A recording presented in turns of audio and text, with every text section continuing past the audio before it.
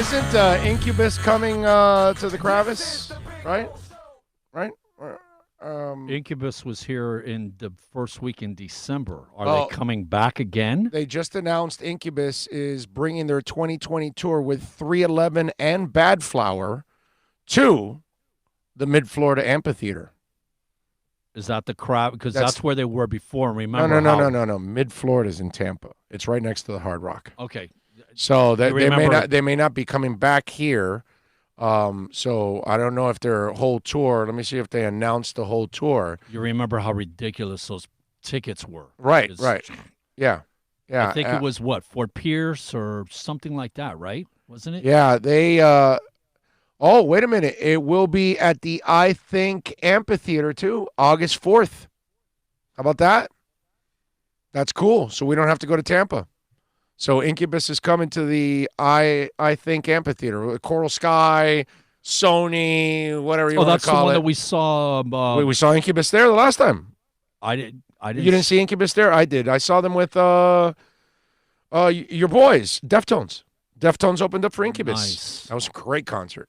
Okay, I saw him at Coral Sky. Yeah. That's the one. But you're talking about the place that's like Coral Sky over in St. Pete or whatever. Yeah. West. I think we saw. No, but this one is here. Alice Cooper and Motley Crue. Yeah, but this one's here. So Incubus is coming here. West Palm. To West Palm, August 4th. We got to go to the concert. That's a must go. Yeah, I got to see that one. That one I got to go. And it won't be that expensive at that place. I don't know why they were charging so much at the Kravis to go see them. Well, it was sold out. I know. It's also not a big place. Gouged. That's what it is. It's not a big place. Whereas this place is. Yeah, it was the equivalent of them being at Broward Center, right, and right, exactly. And this is actually a really good concert with 311 and Bad Flower. So that's not bad. All right, if you want to get in on the accidentlawfirm.com text line, you can send it in at 786-322-1105. That's 786-322-1105 if you want to get in on the program, as we, of course, take you till about 2 o'clock. So the Kansas City Chiefs, they, won the championship. They, the quarterback went to Disney, all of that. I would imagine when you lose, you've got to be pissed, right? Right? When you lose, you got to be pissed, and you don't want people talking to you and all of that, right? And it makes it tough. But the thing is, you might kick your dog, right? You have to maintain some sense of professionalism. Are you going to kick your dog? No, right? No, you don't kick the dog. Okay, I'm just saying. No, you go over there and you pet the dog, and the dog will probably console you. Yeah, that's probably better. But I'm just going with a country song. So anyway. All right, so you're going to be pissed, right? Not the 49ers. No. Did you hear what the 49ers did? The 49ers partied like it's 1999. That's right. The San Francisco 49ers advanced to Super Bowl 54, where they let a 10-point lead slip away and lost 31-20. The players didn't retreat to their hotel rooms and sulk. Instead, they were flocking to the American Airlines Arena, home of the Heat, to celebrate one of their most successful seasons in franchise history. So the 49ers had a party at the AAA. They had rappers there hanging out, Lil Wayne and DaBaby. I have no idea who DaBaby is. I've heard of Lil Wayne. Lil Wayne was on the Masked Singer. Couldn't you tell that was his whiny voice singing? I heard that one. That was man, you could tell that was his whiny voice. Whatever. Kyle Shanahan asked the team and asked the team's players to attend. This is why Kyle Shanahan is not going to win anything. This is why he's soft. You're out celebrating after you lose the Super Bowl? I would be sitting down quietly somewhere with a cigar and a drink, and I don't really want to celebrate. I'm not dancing after I lose the freaking Super Bowl. I may not be crying, I may not be partying, all that, but I would at least, I'm not going to go to sleep either, but I would want to kind of chill and in no way have any kind of a smile on my face. I don't know. It says, despite loss, Kyle Shanahan asked players to attend post-game reception at AAA Arena. Most were along with staff, family, and VIPs. The baby performed. So there you go. I have no idea who the baby is. You know, I'm remembering back one of the things with Harbaugh. San Francisco does a lot of promo, this, blah, and would want players, coaches, people in the organization to come, present face, make an appearance. And Harbaugh, I don't know if you remember, but he was all about, no, we don't have time for that, blah, and wouldn't give them, like, per se, access to players, this, and, cut everybody, and no, we're not doing that. Right. I'm going to guess that San Francisco does a lot of this. I mean, especially if they're doing it after a loss, right? Yeah. And that was one of the things that they complained about with Harbaugh. Do you remember that? Yeah. So I'm going to guess that maybe Harbaugh, had something there about, hey, enough. You guys do too much. Because, if you're celebrating, if you're throwing a party after a loss like that. That's loser stuff, man. That how can me, you ask people to, go and do a party? Man, you're not in the right frame of mind for that. Well, apparently they are. Apparently losing is not important to them. Yeah, well. Apparently losing is, I guess the standard. Well, Kyle Shanahan's kind of used to choking in these kind of situations. So for him, it's right up his alley, in his wheelhouse. When you think about it, Kyle Shanahan was celebrating his consistency.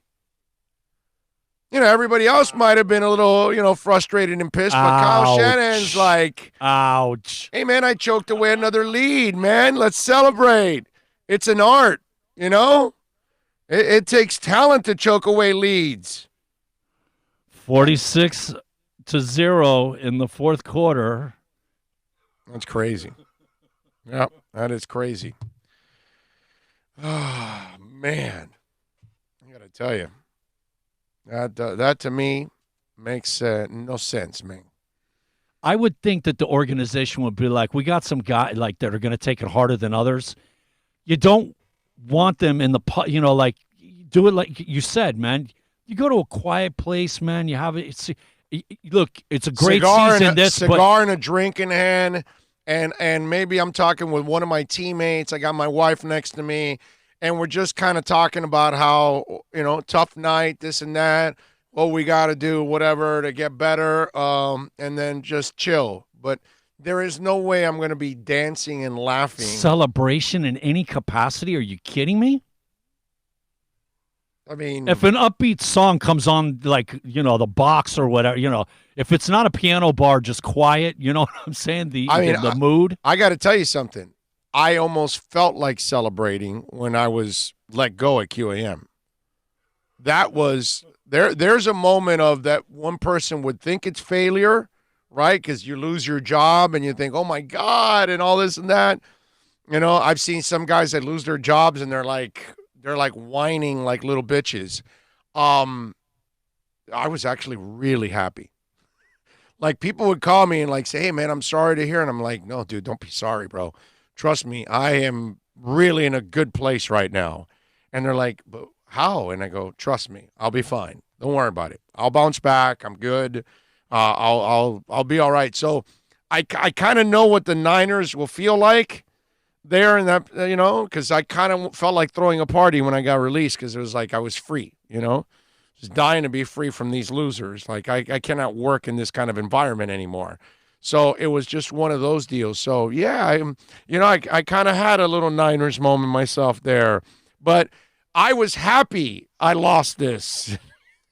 I don't know how they could be happy losing after you've worked so hard to get there. You know what I'm saying? So that to me doesn't make any sense whatsoever. The thing that makes it tougher, you had it in your clutches. It was there.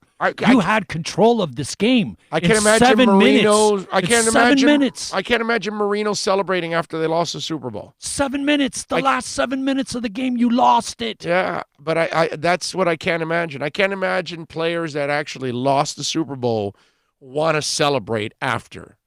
That's so millennial. It's not even funny, bro. Okay, that's so millennial. And they got a millennial coach. Obviously. How old is Kyle Shanahan? You know what? There's a level of detachment there that it's almost like you don't love football. You don't really care. Your heart, you know what I mean? If you're not emotionally if I'm a 49ers affected, fan right, and yeah. my team is celebrating after a Super Bowl, I'm pissed. Okay? I'm pissed. Guarantee. He's 40, so he's not really a millennial. He's too old to be a millennial. But damn, that's so millennial. Because that is not old school, bro. That old school people, that we don't celebrate failure. Can you imagine Shula or Lombardi? No, forget it. Can you imagine, man? Belichick. Brady. You don't have to go that far. Right. Yeah, that's true. Alonzo Mourning. You think Alonzo Mourning is going to celebrate losing a championship? Pat Riley. I want you to meet Alonzo Mourning after Game 3 of a regular season loss. Game 3, which is like as meaningless as it gets. Walk into that locker room and go see what Alonzo Mourning looks like after Game 3 of the regular season. Not Game 77, not round 2 in the playoffs, not the NBA Finals. No. Go see Alonzo Mourning after Game 3 in the regular season. And you tell me if he's going to celebrate. Go see Tim Hardaway after the game. Go see Zach Thomas. Go see Jason Taylor. Yeah, I could really see Jason Taylor losing the Super Bowl and then dancing up with his wife all night long after that. No way, dude.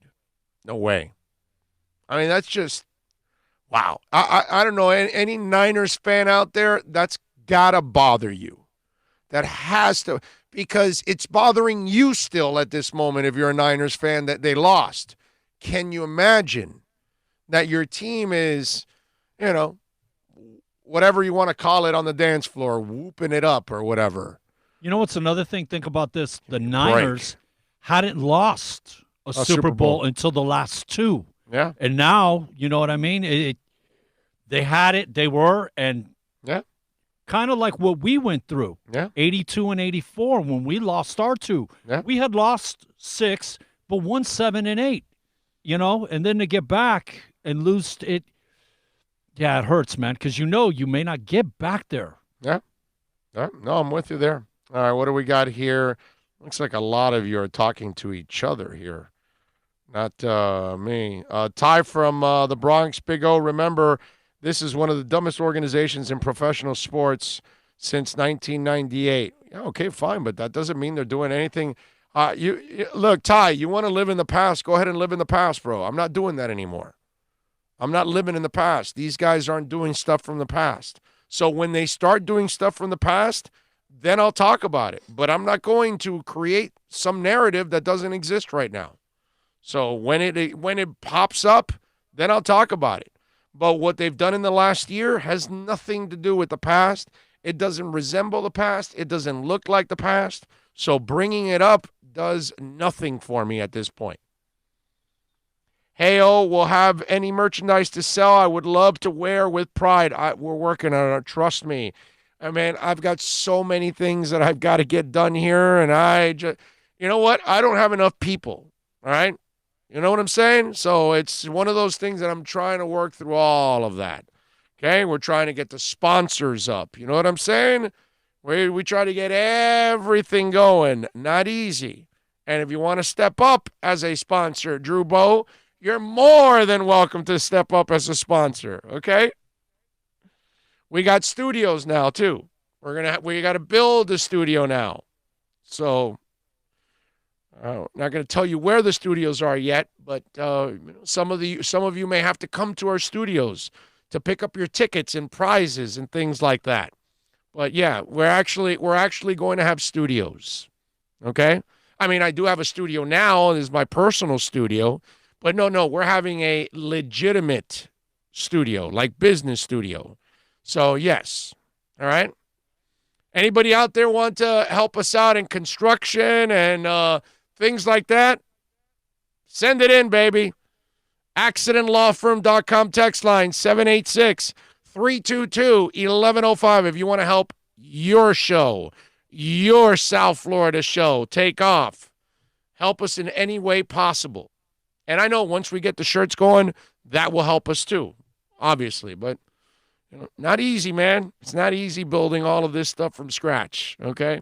It takes a lot. It takes a big-ass village to build what we need. And right now there's only a couple of us, you know what I'm saying? So, and there's only so many hours in a day. Sadly, I don't have enough hours in the day. Okay? So that's kind of what's going on with all of that. Anyway, 786-322-1105 if you want to get in on the accidentlawfirm.com text line. So we're talking about the Niners partying there. What else we got going on the that we've had the Elton John biopic. We had the Motley Crue biopic. We had Queen biopic, right? So Kiss now has announced that they are going to have a biopic that's going to be tentatively released right now, July 2021. Now, the idea behind the biopic, obviously, on July of 2021, that's when the End of the Road tour ends for Kiss. So the idea is kind of where the tour ends, then the biopic begins to kind of tell the story about Kiss, right? And I'm looking forward to it, right? It says Don McGee, who's at the helm of Kiss's career since 95, was talking with Rock Talk on this. And Mark Canton is going to be the producer. He produced 300 and Land of the Dead. And so the documentary says that we're doing right now, we're in the middle of working on a Kiss biopic, so more news will come out. The team that we're putting together right now, we have directors and stuff. Now, hopefully in the next week, we will have a company behind it, and we'll start finishing the script. Hopefully by the time Kiss finishes their final show in New York on the 17th of July in 2021, whatever we're going to do in terms of releasing the movie will be July of next year. And when the film does see the light of day, Kiss will become the latest act, of course, to add a biopic. And it says, what's it called? That's them that they're hosting the Download Festival, which is pretty cool that Kiss is headlining the Download Festival. That's going to be awesome. Anyway, the fact that they're going to film a biopic, I love it, all right, because I'm a big Kiss fan. But I was thinking about this. What band would you like to see film a biopic? Like, personally, for me, I want U2 already to do one, and I definitely want Iron Maiden to do one. I would love to see the story of those bands and how they came together. I would imagine a lot of people want to see a Led Zeppelin biopic, right? A Black Sabbath biopic, a Beastie Boys biopic, right? I think some of these would be really, really cool to see. Obviously, Metallica. Yeah, Metallica would be awesome. That would be great. What band? What you tell me a band that you would like to see their biopic? Which one? Like the one we saw with what's it called? NWA. That was a lot of fun. I enjoyed that one. See, that's a pretty cool one too. I think I've seen Straight Outta Compton, I don't know, like 8 times already. I mean, because every time I'd be channel surfing, I'd run into it. That's become one of those movies that I stopped to watch, and I really enjoyed Straight Outta Compton. I thought they did an excellent job overall. Here last night. Obviously, we got 2 games going on and blah, blah, blah, but I'm going through the movie things. Boys in the Hood. I haven't seen it in about 8 months. Let me record that. That's one of those that, you stop and watch Boys in the Hood. But when it comes to biopics, what bands would you like to see get a biopic together? The Kiss one I think is going to be really interesting because they go through all their stages of starting to perform and then perform with makeup and go through all of that, and then they went through they went through a time where nobody knew what the hell they looked like because they couldn't leave their homes, without makeup. They had to kind of keep the mystery going, and for years people didn't know what the hell Gene Simmons or Paul Stanley looked like, and then they went through the unmasked stage, and then they went back to getting their makeup on, and they went through these kind of stages too where they were incredibly successful in the 70s, and then in the early 80s had kind of a little bit of a down, and then in the like mid to early 80s, like when Lick It Up kind of like revitalized them again. I mean, they had a little bit of success with I Love It Loud, but Lick It Up was the one that just became a commercial success, in other words. As a kid, 11, 12, second page of the Herald had a half facial shot of Paul Stanley without makeup, and it was such a big deal. It's a huge thing back in those days. Yeah, man. Sure. You know what? No doubt. Whenever Kiss does anything, I got to be honest with you, the first thing that goes through my mind is Gene Simmons wanting to increase the bank account. Oh, for sure. More marketing, more, let's do it. I don't blame him, dude. Hey, man. He does. And God bless him, man. He created it. He should cash in on it, man. It's a merchandising monster. Hey, man, listen, we're in a capitalistic world. If the day comes that you make something, you create something, some kind of an identity that people can get on and you can cash in on it, go for it, man. I don't wish any ill will on anybody like that. If you're able to do it, man, God bless you. All of us would love to have that opportunity so we can take care of ourselves and our families. Let's see. Ty from the Bronx. Kraft threw one of the biggest Super Bowl parties after the Pats lost to the Giants in 2012. Well, then that's bogus. If he really did that, you can't party after you lose the Super Bowl.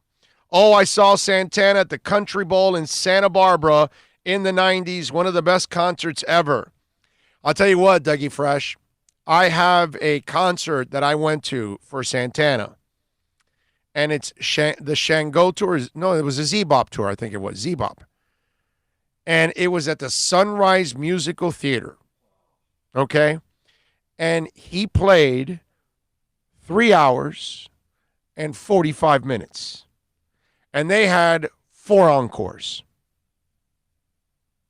And it seemed like each encore was a half hour. Okay? I mean, it was just crazy. The dude just came out and jammed again and again and again and again and again. And we're like, what the hell is going on here? Anybody that was in that concert knows what the hell I'm talking about in Sunrise Musical Theater. That concert never ended. It was awesome. And Santana was just shredding the entire time. It was awesome.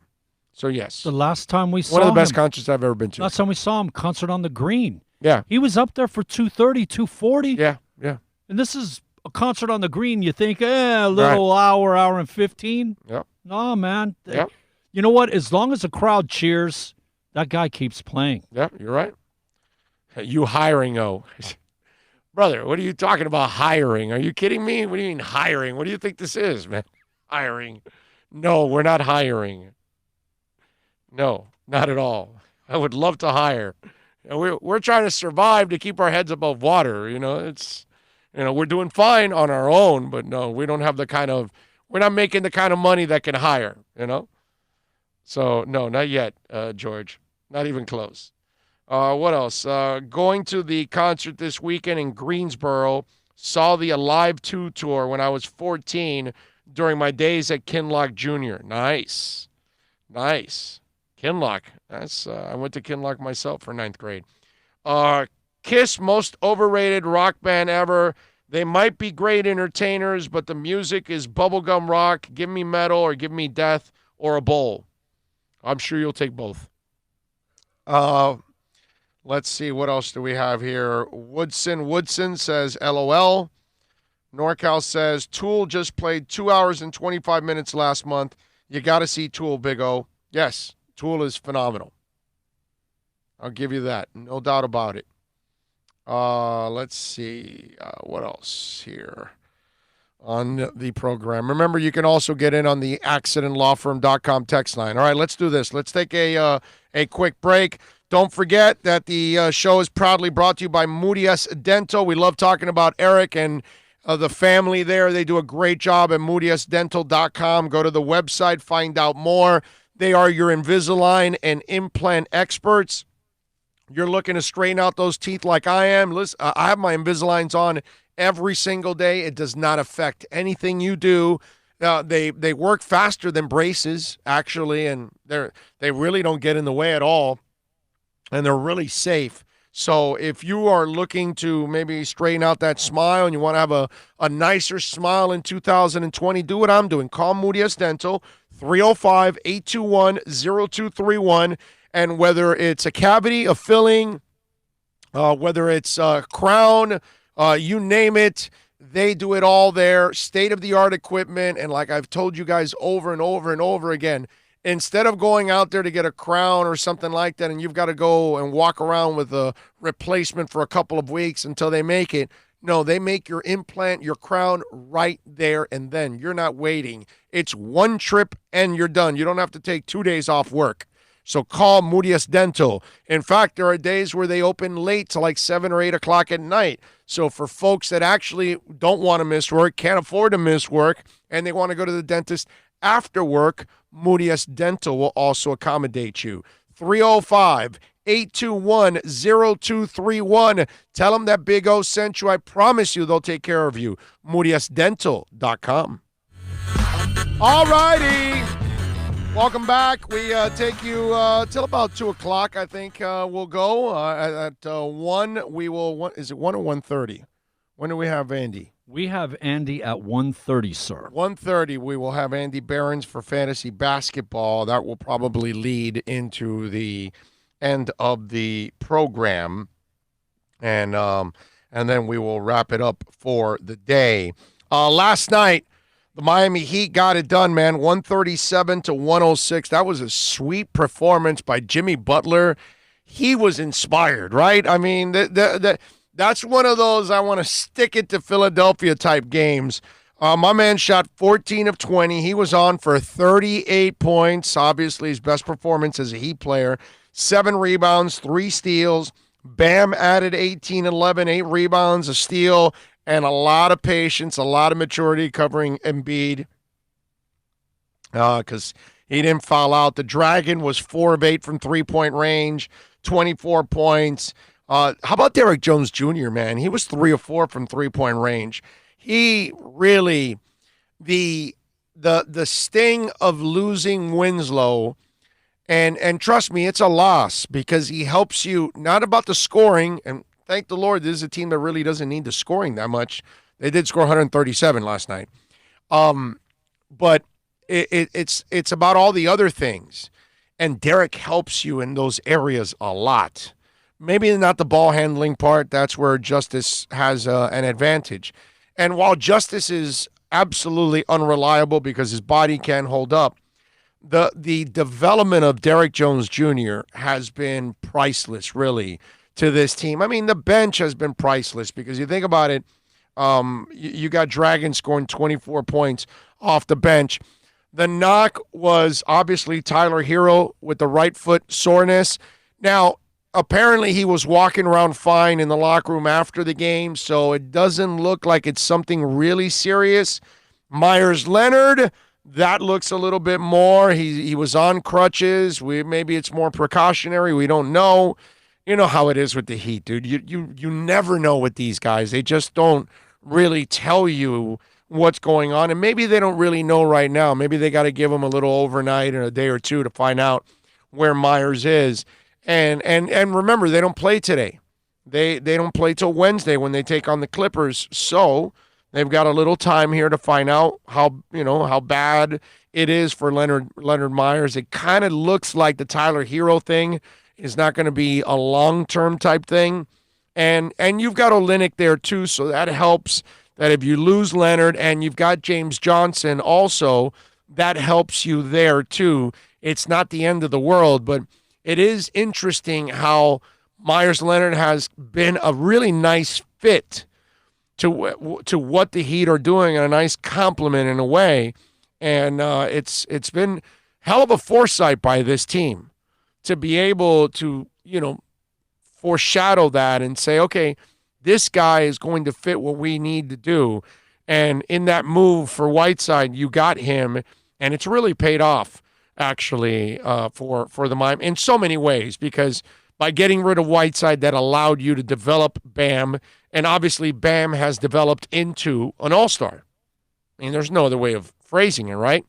34-15 now in the season, 22-3 at home. That's one hell of a record at home. Let's see if the boys, and remember, last night, the important thing is they won the series 3-1. They own the tiebreaker against the Philadelphia 76ers. That, my friends, is huge. So you got to like that if there is a tie, Miami will get the nod because they've got the 3-1 edge in the series tiebreaker. So got the Lakers on Wednesday. Looking forward to it. So nice little game by the Heat. Good win by them. Did you hear about some of the stats, like ridiculous? The 3 turnovers. Oh yeah, lowest ever. Yeah, 4 was the record per 100 possessions to have a scoring rating of 148. Yeah, it's the 5th highest in the last 20 years in a game. Yeah, you think about 82 games per team, but you do the math. It's a lot of games. 5th highest rating in 20 years. Well, I mean, they're talk about smoking. They can score. Scoring is not a problem. We smoked them. They can score, man. This is a team that has no problem putting it in the hoop, man. That was impressive last night, and against the Philly team. Although I don't know if you saw this, they were showing Simmons hanging out with Kylie Jenner before the game, and and then obviously they ended up getting smoked. I got to tell you something. That Ben Simmons kid, he's super talented, right? But as a man, I don't know what's up with him. I really don't, because he goes out with Kylie Jenner, and then Kylie's banging all these other guys, and then they go back out again, and then they're out. It's kind of weird. Like, maybe he's doing the same thing, man. He's banging a bunch of girls. I'm sure he's I'm sure he's doing it if she's doing it, but it's like, I'm not really. He doesn't want to settle down. He wants to sow his wild oats. That's fine, but I'm not really into going out with her. With Kylie Jenner while she's like banging all kinds of other guys. There, loose. You know what I'm saying? It's just like that's the part I don't understand about the dude. Like, he keeps going out with her, and then there's been like moments, supposedly where they're going out, and then they break up, and she's the next day with some other dude somewhere, and it's like, it's the weird that, like, she has no loyalty to him, and yet somehow or another he's always going back to that. She must be great in bed. She must be phenomenal. Or remember, she's a billionaire. Number one, number two. Yeah. She's out there. She's out there on social media. That's her life. She's Kim. No, every bit of Kim. Yeah. No, you're right. Although she has a little more talent than Kim, because she actually earns her money without having to take her clothes off. Maybe she's looking to make another $500 million. Maybe she's looking for a sex tape to be released. And Well, a lot of people are hoping that a sex tape gets released from her. No doubt. We missing Winslow too. He's like one of our best defenders. Yeah, Steve, but you're not really losing any games because you're missing him. So you're really not missing him. I get what you're saying in general. You're missing the depth of Justice Winslow, but there isn't a game that you lost this year that I'm going, damn, we needed Justice Winslow. You know what I'm saying? That's just not the case. I don't believe that. He's not that big of a difference maker at this point. The fact that Derrick Jones Jr. has stepped up, that's my point, is that he's not missed that much. Only in the ball handling, maybe. That's it. So I get what you're saying for depth purposes, but overall, I don't think you're really missing Winslow. And I got to tell you something. We have to say it this way. Justice Winslow can never be missed because he's not reliable. you you will miss somebody if you miss their reliability and it's not there. You understand what I'm saying? But if a guy from day one, okay, from the second you drafted him, he's never been reliable. So then you're really not missing anything. Because with Justice Winslow, the only attitude you can have, the only way you can look at Justice Winslow is, kid, you're unreliable, and eventually you'll break down again and you'll miss a bunch of games. Because that's been Justice Winslow's career. There is no way, shape, and form where you say, we can count on Justice. No. That does not exist in the vocabulary. So now that I'm thinking about it, for depth purposes, it's nice to have him, but the reality is you can never count on Justice Winslow. That's just those are the facts. Let's see. Ty from the Bronx, Big O Kraftwerk, and Dr. Buzzard and the Savannah Band. Wow, you want biopics for those. I like that. Dr. Buzzard and the Savannah Band, that's kind of interesting that you would pick that, but I would definitely go with Kraftwerk. That would be interesting. Now, they got to do it in English because, if they're talking all in German, I'm never going to understand a damn thing. So they've got to be American. They could do the German type Sprocket. Yeah, Sprockets. Yes. Mike Myers on SNL. Yeah, Mike Myers and Sprockets. Yeah. Dieter. Yeah, Dieter. Yeah, exactly. Yeah. So, yeah, let's do that. I love it. But Kraftwerk, actually, that would be really, really good because that's one of the most innovative bands in the history of music. And in the early 70s, they're going, well, we can make music out of synthesizers. And most people didn't even know what the hell it was. And they're out there making that music, and people are like, what the hell is this? But it does sound cool. And it took off. And it was a worldwide phenomenon. So, yeah, I like that one, Ty. Making their own instruments, creating their own hookups, and that would be way really cool. Ahead of their time, man. Way ahead of their time. That would be a Kraftwerk biopic would be absolutely phenomenal. I personally would love that. You know what you're going to love? Do you like the Smashing Pumpkins? You think? Huh? Smashing Pumpkins are pretty good, right? Well, they're set to release a double album this year. Yeah. Double album. It'll be released in late 2020, okay? It's being recorded in Nashville. The new disc will be a follow-up to 2018 Shiny and Oh So Bright Volume 1. No past, no future, no sun. And it will be the one that it will be a first in over 18 years to feature founding members Corgan, Chamberlain, James Iha, and longtime guitarist Jeff Schrader. Now, Corgan said, when we got back together with James, we went in with Rick Rubin and did 8 songs. And it was put out as a formal album. But I said at the time I didn't mean it. In my eyes, it wasn't an album. We didn't approach it like we approached every other album we've ever done, which is more like making a movie. In many ways, this is the first real album since the reunion where we've hunkered down and made a classic. Let's throw it all in at the wall and see what happens type of Pumpkins record. I've been working on it for over a year. It's currently at 21 songs, and we're going to release it as a double this year. This is the first album since the album that came out in 2000, Machina, where me, James, and Jimmy worked on something for a very long time. It's got a greater conceptual base, and it's probably a wider swath of music. The last one was kind of like, let me just jump in, record some stuff real fast, and let it be what it is. So I'm excited about this because we're kind of back in the lane of taking a risk.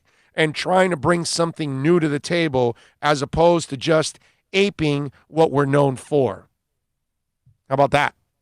That's pretty cool. I'm thinking their last double album, Melancholy and the Infinite Wisdom. Oh, God. But think about all the songs that came. Right, Man, if that was a double album. That was a double album you were talking about. Anywhere near that. Well, that's a legendary album. That's an all-time. This would be phenomenal. Yes, that's a great album, man. I love that album. And the thing about it is that you see that story, right?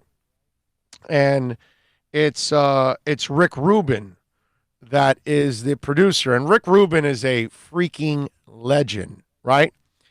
And this is how cool Rick Rubin is, because we could go back and Beastie Boys, and we could talk about I want to say he did some work with NWA too that we were just talking about.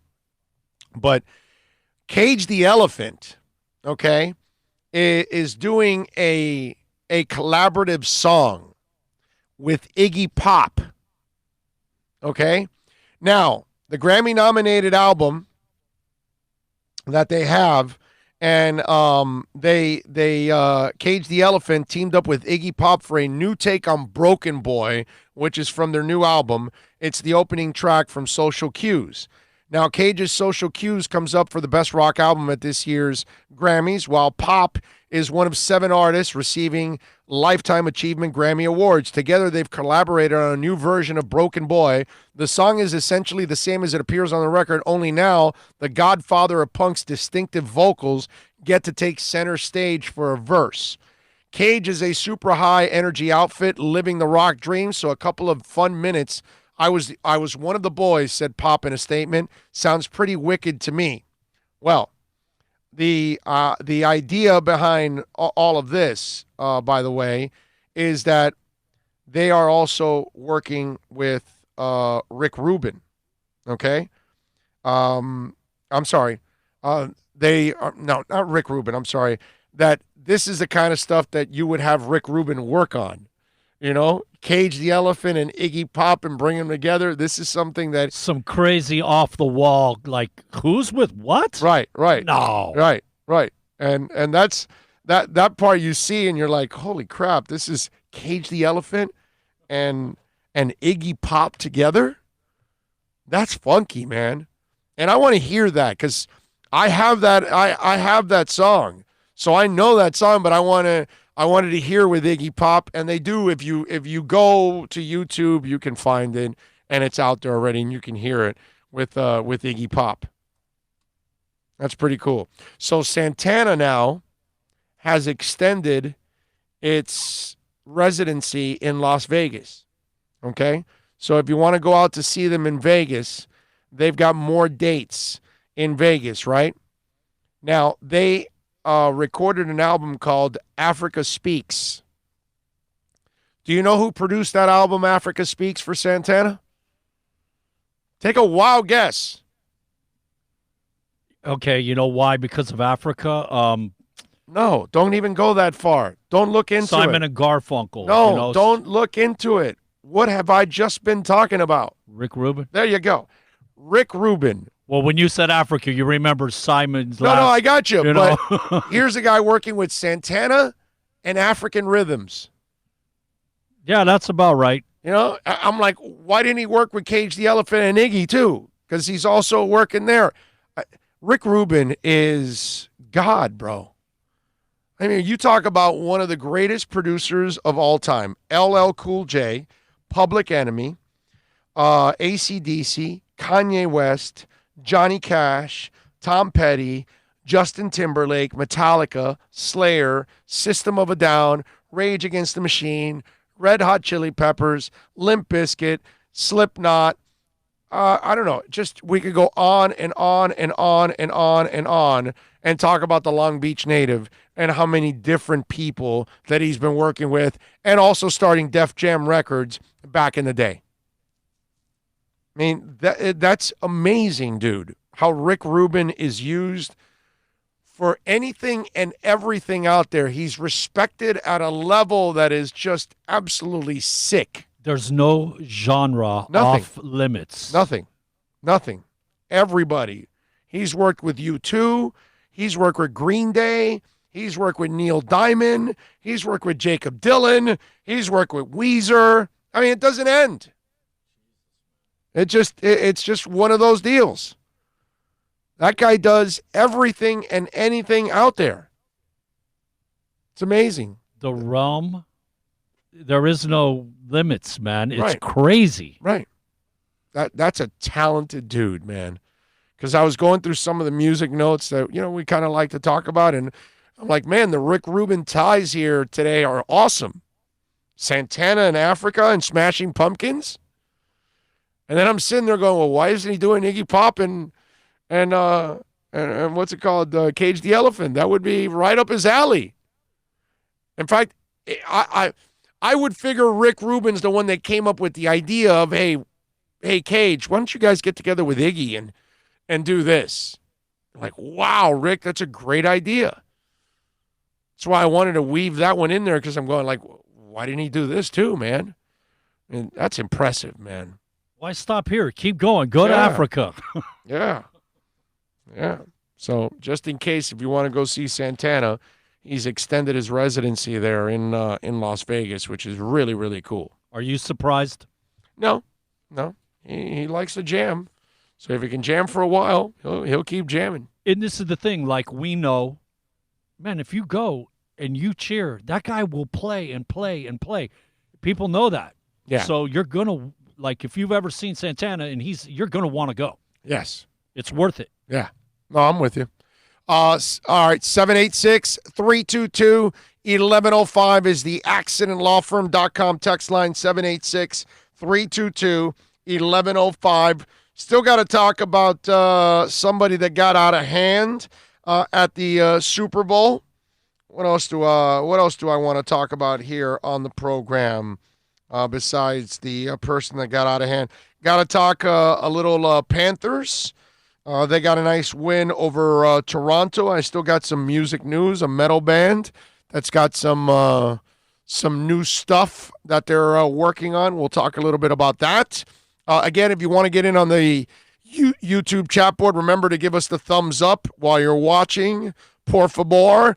And if you want to chime in, you got a question, a comment, an insult, a compliment, send it in on the YouTube chat board or on the accidentlawfirm.com text line, 786-322-1105. And, of course, if you want to get in and you want to become a sponsor of the program, 786-322-1105. Maybe our show can come to your business and promote it for a couple of hours. All of that. Speaking of that, on Saturday, between 3 and 7, we are going to be out at Marlins Fan Fest out there. So come on out and join us. If you plan on going to Marlins Fan Fest and you're going to pick some seats, we are going to be out there having some fun,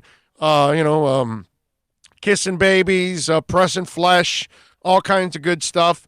So join us if you can out at Marlins Fan Fest. If you plan on going out there, we'll be out there and we'll be live. So you'll be able to watch us on YouTube, all that good stuff. They're accommodating us. We'll have our big, beautiful tent out there. All right. So if you want to come on by, bring us some food, all that kind of stuff.